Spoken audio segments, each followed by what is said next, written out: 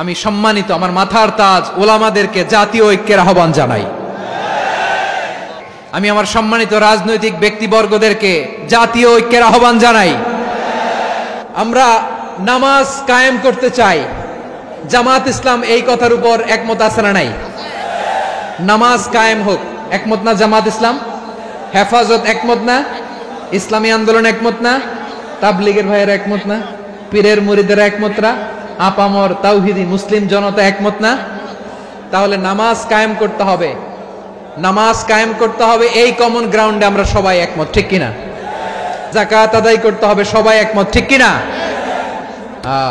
নারীদের পর্দা করতে হবে, শালীন পোশাক পরতে হবে, একমত সবাই, ঠিক কিনা? বৈষম্য বিরোধী বাংলাদেশ চাই, সবাই একমত, ঠিক কিনা? মেরিটোক্রেসি, মেরিটোক্রেসি, আর কোনো মামা চাচার ফোনে পদ দিলে হবে না, মেধার ভিত্তিতে সবগুলো পদ ঠিক করতে হবে, চিল্লায় বলো ঠিক কিনা? আমরা একমত না? স্বাধীনতা সার্বভৌমত্বের প্রশ্নে আমরা সবাই একমত, ঠিক কিনা? আমার নবীরে গালি দিলে রাষ্ট্রীয়ভাবে সর্বোচ্চ শাস্তি তার নিশ্চিত করতে হবে, ঠিক কিনা? এই 10টা কমন গ্রাউন্ডকে সামনে রেখে বিশাল জনসমাবেশ করেন সোহরাওয়ার্দীর ময়দানে, সবাই আসেন। জামাত ইসলাম, হেফাজতে ইসলাম, ইসলামী আন্দোলন, পীরের মুরিদ, তাবলীগ, খেলাফত মজলিস, সবাই একসাথে হন। তাহলে সবাই জানবে যে এই 10টা বিষয়ে আমরা একমত। বলেন, এই ঐক্যতে আপনার দরবার যাবে? দরবার নষ্ট হবে? আপনার দল নষ্ট হবে? আপনার আকীদা নষ্ট হবে না? আমার মাথার তাজ সম্মানিত ওলামায়ে একরাম, এই 10টা কমন গ্রাউন্ডে যদি এক হন, আপনার আকীদা নষ্ট হবে? আপনার আকীদা আপনার, আমার আকীদা আমার, আপনার দল আপনার, আমার দল আমার, আপনার পলিসি আপনার, আমার পলিসি আমার, কারো কিছু নষ্ট হবে না। কিন্তু যে বিষয়ে আমরা সবাই একমত, এরকম 10টা মৌলিক পয়েন্টে আমরা একমত হতে চাই কি চাই না? এতে কারো কোনো লস নাই, কারো কোনো ছাড়ও দেয়া লাগবে না, কারো দরবারও যাবে না, কারো দলও নষ্ট হবে না, কারো আকীদাও নষ্ট হবে না। আমার আকীদা আমার, আমার দল আমার, আমার সব ঠিক আছে। শুধু এই বিষয়ে আমি একমত, তুমি একমত, তুমি একমত, তো আমরা সবাই একসাথে বসে জানান দেই যে এগুলোতে আমরা একমত। শোডাউন করি, বাংলাদেশের যে কোনো মহাসমাবেশকে সেই দিনের মহাসমাবেশ ছাড়িয়ে যাবে, চিল্লায় বলো ঠিক কিনা? এরপর জেলায় জেলায় বিভাগীয় বিভাগীয় আপনারা ওয়ার্কশপ করেন, সেমিনার করেন, আইস ব্রেকিং প্রোগ্রাম করেন, এইভাবে আমাদেরকে আগাতে হবে। তাহলে number 1 common ground based, number 2 issue based, issue ভিত্তিক ঐক্য। যখনই জরুরি কোনো ইস্যু আসবে আমরা ঐক্যবদ্ধ হব। রাজি আছেন সবাই? সবাই রাজি আছেন? আল্লাহ তাআলা আমাদের সবাইকে ঐক্যবদ্ধ জীবন ধারণের তৌফিক দান করুক, আমরা পড়ি আমিন। আমরা যদি বিচ্ছিন্ন হই, একে অপরের যদি মারামারি করি, একজন যদি আরেকজনের কাফের ফতোয়া দেয়, আমাদের কি ক্ষতি? শুনবেন? কথা কয় না, শুনবেন? 1 নাম্বার ক্ষতি হচ্ছে আমরা যদি বিচ্ছিন্ন হই, আমাদের শক্তি কমে যাবে, আমাদের পাওয়ার আমরা হারাবো। আমাদের কি হারাবো? পাওয়ার। মনে রাখবেন, যখন আমি একা থাকি তখন আমি ব্যক্তি, যখন আমরা সবাই মিলি তখন আমরা শক্তি। এই শক্তি নিয়ে আমাদের সামনে এগিয়ে যাওয়ার দরকার আছে না নাই? তাহলে আমরা যদি নিজেরা বিরোধে লিপ্ত হই, আমাদের ক্ষমতা, পাওয়ার ছুটে যাবে। আমরা এই পাওয়ার হারাতে চাই না, ঠিক কিনা বলেন? রব্বুল আলামিন ঠিক তাই বললেন। রব্বুল আলামিন বললেন, খবরদার, ওয়াতিউল্লাহ ওয়া রাসূলাহু ওয়া লা তানাযাউ ফাতাফশালু ওয়া তাযহাবা রিহুকুম ওয়াসবিরু ইন্নাল্লাহা মা'আস সাবিরিন। আল্লাহর আনুগত্য করো, নবীর আনুগত্য করো, কিন্তু খবরদার নিজেরা বিরোধে লিপ্ত হয়ো না, নিজেরা মারামারি করো না, তাহলে তোমাদের শক্তি কমায় দিবে কে? ফাতাফশালু, তোমরা সাহস হারাবা, ওয়া তাযহাবা রিহুকুম, তোমাদের শক্তি কমে যাবে, পাওয়ার কমে যাবে। তাহলে আমরা যদি নিজেরা মারামারি করি, আমরা নিজেরা যদি বিচ্ছিন্নতায় লিপ্ত হই, আমরা যদি মতানৈক্য করি, তাহলে আমাদের শক্তি কমে যাবে, ঠিক কিনা? আমরা শক্তি কমাবো। আচ্ছা, ছোট্ট একটা বাঁশের কঞ্চি যদি আপনারা দেয়, পায়ের মধ্যে ধাক্কা দিয়ে ভাঙতে পারবেন না? এরকম বাঁশের কঞ্চি যদি 20টা একসাথে জোড়া লাগায় দেয়, ভাঙতে পারবেন? কথা বোঝে নাই মনে হয়। চিকন একটা বাঁশের কঞ্চি দিলে ভাঙা যাবে না? এরকম চিকনই 20টা বাঁশের কঞ্চি একসাথে লাগাই দিলে ভাঙতে পারবেন? কারণ যখন আমি একা থাকি তখন আমি ব্যক্তি, যখন আমরা সবাই মিলি তখন আমরা শক্তি। আর কখনো কাউরে কাফের বলে গালি দিবেন? তুই জাহান্নামী বলবেন? ঝগড়া লাগলে লাগাই দিবেন? তাহলে কি করবেন? মিলায় দিব। আওয়াজ করে বলেন কি করব? প্রিয় ভাইরা, এই বিরোধ গত 50 বছর তো আমরা দেখেছি। ধর্মীয় অঙ্গন বলেন, সামাজিক অঙ্গন বলেন, রাজনৈতিক অঙ্গন বলেন, এই বিরোধ আমাদেরকে শেষ করে দিয়েছে।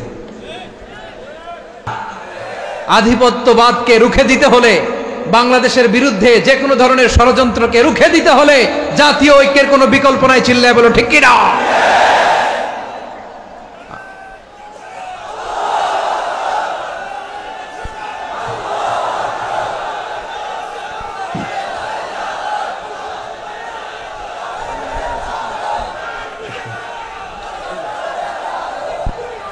আমার প্রিয় ভাইয়েরা, আমার ভাইয়েরা, আর কাদা ছড়াছড়ি করব না ইনশাআল্লাহ। বলেন আল্লাহুম্মা ফাশহাদ। আল্লাহ তুমি সাক্ষী থাকো, আল্লাহ তুমি তৌফিক দাও। আওয়াজ করে পড়েন আমিন। আর একে অন্যকে কাফির বলে গালি দিব না, ঠিক কিনা বলেন? রাজি আছেন? ধ্বংস করে দিয়েছি আমরা আমাদেরকে। আপনারা হালাকু খানের নাম শুনেছেন? মঙ্গল অধিপতি হালাকু খান বাগদাদের আমাদের বিশাল দারুল হিকমা লাইব্রেরিকে ধ্বংস করেছে। 10 লক্ষ মুসলমানদেরকে কচুকাটা করে গণহত্যা করেছে। জানেন, আমাদের সভ্যতা সূতিকাগারের কেন্দ্রবিন্দু ছিল বাগদাদ। ইরাকের বাগদাদে যেদিন সে রক্ত নিয়ে হোলি খেলা করে, রক্তের হোলি খেলা যেদিন হয়, ওই দিনও বাগদাদে বাহাস চলতেছিল। আমাদের বাহাস কি চলতেছিল? আপনাদের এলাকায় বাহাস আছে? এই প্রচলিত বাংলাদেশে যে বাহাস, এটার সাথে ইসলামের কোনো সম্পর্ক আছে? এই পর্যন্ত বাহাসের পরে পরাজয় বরণ করছে এরকম কোন দল আপনারা পাইছেন? আমি পাই নাই। প্রত্যেক দলই বাহাসের পরে সংবাদ সম্মেলন করে বলে আমরা জয়লাভ করিয়াছি, ওনারা পালাইয়া চলিয়া গিয়াছেন। আছে না নাই? কারণ সত্য জানার জন্য, সত্য মানার জন্য আসে না তো, নিজের জ্ঞান জাহির করার জন্য বাহাস করে। বিপক্ষ দলের আলেমকে ছোট করার জন্য বাহাস করে। এই বাহাসের স্থান ইসলামে নাই। চিল্লায় বলো ঠিক কিনা? এই সমস্ত বাহাসের দিন শেষ। ঐক্যবদ্ধ হওয়ার বাংলাদেশ। প্রিয় ভাইরা, হালাকু খান সে দারুল হিকমা লাইব্রেরি জ্বালিয়ে পুড়িয়ে এই সব দামি দামি বইগুলো, আমাদের দামি দামি ঐতিহাসিক তুরাসি ক্লাসিক বইগুলোকে দজলা নদীতে ফেলেছে। পুরা দজলা নদী কালো হয়ে গিয়েছে। 10 লক্ষ মুসলমানকে গণহত্যা চালিয়ে এই রক্তের বন্যা যখন দজলা নদীর পানিতে মিশে গিয়েছে, দজলা নদীর পানি লাল হয়ে গিয়েছে। যেই দিন বাগদাদে গণহত্যা চলে, ওই দিনও বাগদাদে বাহাস চলতেছিল। কিসের বাহাস জানেন? মেসওয়াক, ডান মারি থেকে করা সুন্নাহ, এটা আমরা জানি। এখন কি উপরের মারি না নিচের মারি? বাহাসের বিষয়। এই বাহাস করবেন আপনারা? বিশ্ব যখন এগিয়ে চলেছে, আমরা তখন বসে বিবি তালাকের ফতুয়া খুঁজেছি কোরআন হাদিস চষে। তালাক ইসলামের অনেক গুরুত্বপূর্ণ অনুষঙ্গ। তালাক কোরআনের একটা সূরা। কিভাবে তালাক হবে না হবে আমাদের ফোকাহায়ে একরাম, আমাদের আকাবেররা সব বলে গিয়েছেন, সব জানা। আপনি হয় এটা মানবেন নয় ওইটা। ওইটা নিয়ে বাহাসের দরকার নাই, ওইটা নিয়ে মারামারির স্থান ইসলামে নাই। আওয়াজ করে বলেন ঠিক কিনা? এখন পেকুয়ার ভাইরা, শেষ কথা বলি, আওয়াজ করে বলেন আমরা ঐক্যবদ্ধ হতে চাই কি চাই না? চান? এই যে আমি বিনয়ের সাথে আলেম সমাজকে জাতীয় ঐক্যের আহ্বান জানালাম, এটার সাথে আপনারা সংহতি প্রকাশ করেছেন? বিনয়ের সাথে আজকের এই পেকুয়ার ময়দান থেকে আমাদের রাজনৈতিক নেতৃবৃন্দদেরকে জাতীয় ঐক্যের আহ্বান জানাই, আপনারা সংহতি প্রকাশ করেছেন? এখন এটা রোড ম্যাপ কি, কিভাবে আমরা ঐক্য প্রক্রিয়াতে এগিয়ে যাব? শেষ কথা বলি, একেবারে সহজ। আমাদের ওলামা মাশায়েখদেরকে, আমার মাথার তাজ, তাদেরকে আমরা বলি, এই যে আমরা ঐক্যবদ্ধ হই নাই, আমরা কি বড় কিছু অর্জন করে ফেলছি? বলেন, আমরা কি খুব পাওয়ার সম্মানের জায়গায় আছি? খুব স্ট্রেংথের জায়গায় আছি? তো কিছুই তো নাই। আপনি ঐক্যবদ্ধ হইলে সমস্যা কোথায়? এমন তো না ঐক্যবদ্ধ না হওয়ার কারণে এতদিন আপনার অনেক কিছু ছিল, ঐক্যবদ্ধ হলে আপনি হারাবেন, এমন তো না। তো কিছুই যেহেতু আপনার নাই, আমার নাই, ঐক্যবদ্ধ হলে আমরা সমস্যা কোথায়? ঐক্যবদ্ধ হয়েই দেখি না, ঠিক কিনা? ঐক্যবদ্ধ হওয়ার দুইটা ওয়ে। রাজনৈতিক ঐক্য কিভাবে হবে? রাজনৈতিক সম্মানিত নেতারা ঠিক করবেন। আলেমরা কিভাবে ঐক্যবদ্ধ হবেন? শেষ কথা বলে শেষ করছি, খুব গুরুত্বপূর্ণ। This is the punching line. এদিকে তাকান।